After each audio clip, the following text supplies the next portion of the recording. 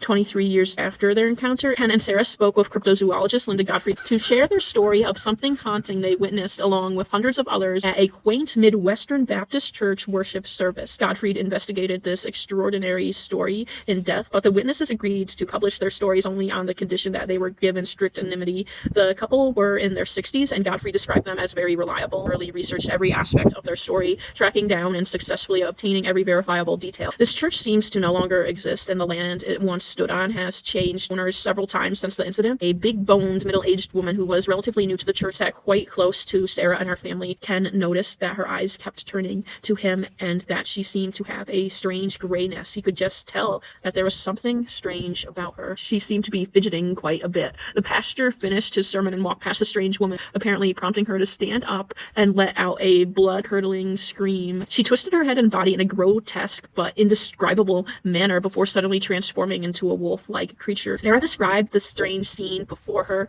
in more detail, specifying that her transformation into a monster was instantaneous and without any visible metamorphosis. The woman's clothes were apparently completely gone because the monster's body bore no trace of the clothes it had previously worn. She described the face of the creature as not really a wolf's face, but instead that of a baboon's. Her eyes were black in color and her teeth grew 4 inches. Its gray-haired frame was massively built, tapering to a slender waist before returning to muscular thighs. The legs were thinner and ended in hooves about 5 to 6 inches long. Ken got the impression it was truly evil and said it seemed very angry but also defensive. The animal's roar lasted for several minutes. The whole church was paralyzed with fear, just sat there before they began to pray vigorously. Ken says he thinks the whole thing would have turned violent if it weren't for the church situation. Sarah's daughter asked what it was, to which she said she hadn't looked at it and that it was just a woman having an epileptic fit. The 18-year-old daughter immediately dismissed this as an obvious lie and asked if her mother thought she was stupid.